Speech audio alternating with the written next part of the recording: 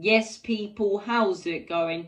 Welcome back to Lily White Lane. Good evening. Hope you're having a fantastic Thursday, and I hope you're having a fantastic week. Now, I wanted to come on here today, and I wanted to discuss something. I wanted to discuss how Tottenham can get out of the form we're in at the minute and the little bad run we are at the worst possible time, in all honesty, in the season.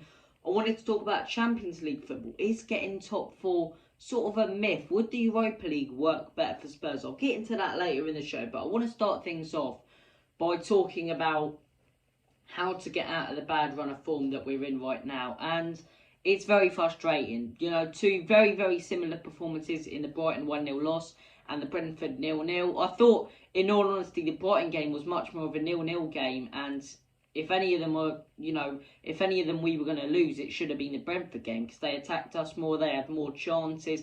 They just weren't clinical enough. And, we weren't clinical, we had chances, a lot of them weren't on target, so the stats will tell you that we played absolutely diabolical, which I don't think it was, but because we did have chances in that game, they just weren't on target. And, that's 2 games, that's 180 minutes, that's 4 halves of football now that Tottenham Hotspur have played without a shot on target, and it's simply not good enough when going from the best front three and the most goals of the year. It's so frustrating. I just can't get my head around it. I can't comprehend it. So I've been asking myself, how do we sort of get out of this situation? How do we get back to free-flowing Spurs, the way we were playing against Aston Villa and, the teams beforehand, the Newcastles? I think it's going to be a lot more challenging, because I think since that Newcastle game, teams have figured us out. If we didn't score early against Aston Villa, that could have been a completely different game. So, since that Newcastle game, for me, teams have figured us out. They've seen the way we play. We set up exactly the same in every single game. Our managers are tweaking, their team, changing the way they play, flooding our midfield, putting pressure on our wing backs, and it's working game after game after game. And it's the definition of insanity, consistently doing something that isn't working. And that's what Spurs are doing at the minute. Same performance in the Brighton game, in the Brentford game. It hasn't worked twice.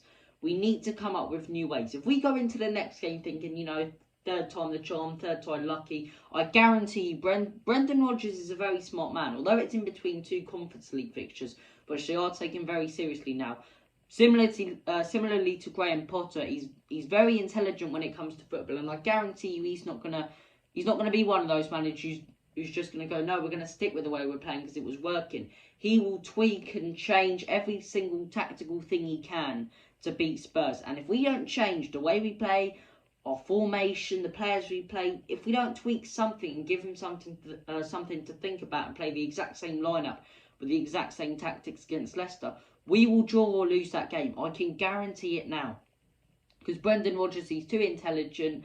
He's not just going to go, well, we'll stick to what we're doing at the minute. And their players will be very switched on. They'll be very organised as well. So, look, I think them playing on Thursday and next Thursday makes them more dangerous, because they haven't got anything to play for in the Prem. Yet they're going to be playing younger players and players who wouldn't normally get a chance, who will want to make more of an impression. So, I'll give you a couple of more ideas of things we should tweak to get out of this run. The first one, I know some of you might outrage at this, Kulusevski not being a first-team starter. Right, that's my first one. I think Kulusevski is a phenomenal player. I think he's been absolutely phenomenal, fantastic since he joined Tottenham Hotspur, scored some real crucial goals. He's just been brilliant, absolutely brilliant all round. But should he be a first-team starter? And is he good enough to be a consistent first-team starter? Yeah, well, I'll answer that question now. Yes, he is. But I don't think he has that pace. I don't think he has that real threat. I think he constantly needs service. And I think at the minute, the way we're playing, we're struggling to create chances.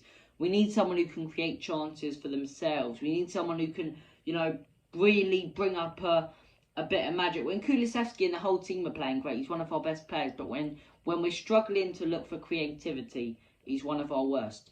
Bergwijn and Moura are 2 of the players, and I'm not going to lie that to you guys, love all of you guys, but completely unintentional, I'm being honest. But Bergwijn and Moura are 2 of the players for me who would really inject some pace, who would create stuff themselves, who could get goals. I almost guarantee you, if we played them 2 from the start in the past 2 games, we would have at least scored 1 or 2 goals.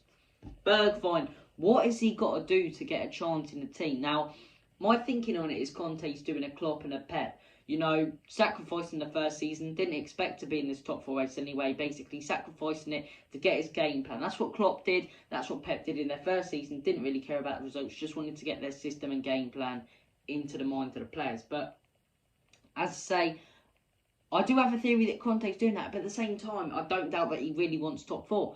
And he's a winner.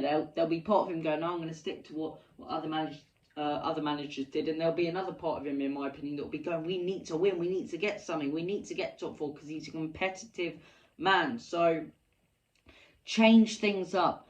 Bergwijn and Moura, bring them in. Another one, right? People might outrage at this. Harry Winks, give him a chance over Bentancur, because the one thing Winks can do, if he's given a little bit of space, is create. Bentancur is not creative. When you're playing with Bentancur and Højbjerg, they're two defensive midfielders, and when Kane isn't dropping deep, you're not creating from midfield. Winks has done it a couple times this season. Yes, he's an absolutely crap defensive midfielder. He's diabolical, but he's guaranteed to create you a few chances, to, you know, ping a couple balls and actually land at the feet of players, instead of Bentancur and Højbjerg consistently playing safe passes. But it's when I think, even Lo Celso in the last couple of games, if we had him, the way he's playing at Villarreal, how good would he be? Someone like Brian Hill, quick feet. It's at this time of the season you start to question why you loaned out those players, in all honesty. But look, it's an interesting one. It is an interesting one, but I think Bergwijn and Moura have to come in. One of them has to come into the team. We stick with the same lineup, we lose. We lose, in my opinion. We are not getting top 4 if we stick to the exact same lineup and the exact same tactics. But yeah, Bergwijn and Moura potentially given a chance. I'd like to see Harry Winks given a chance. I'd like to see Davinson Sanchez start a game.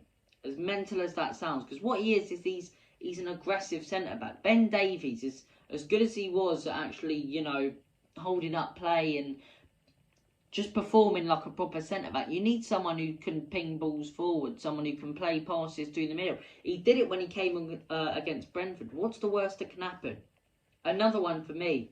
You know, potentially bring Reguilon back into the team. Bring Reguilon in and potentially play Sessegnon at right wing-back. You know, you need to think about tweaking these things. But for me, the biggest one is get Bergwijn in the team.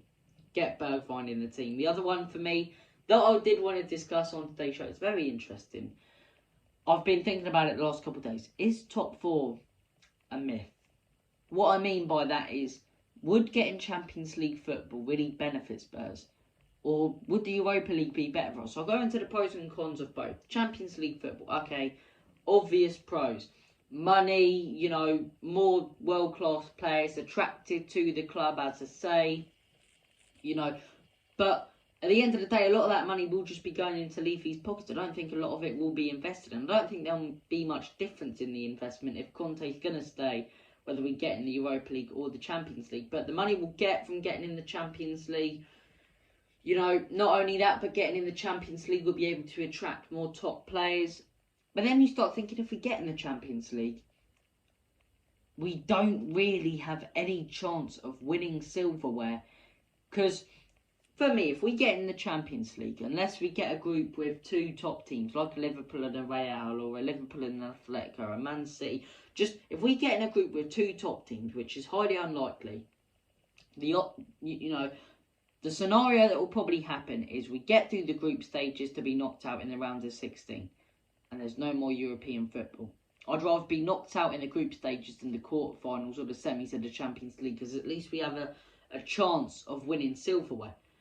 That's the negative of the Champions League. The pros of getting in the Europa League, which I'll go on about now, you have much more of a chance of winning the competition. I think if we went in that competition, we would be favourites, and it'd be completely different, and a completely different layout than Jose Mourinho in there. I think if we attacked Dynamo Zagreb in those 2 games, we would have won them. And Conte's philosophy, I think, playing against these European teams, I think we'd storm the Europa League, and I think if we are in the Europa League, we have a real good chance of winning it.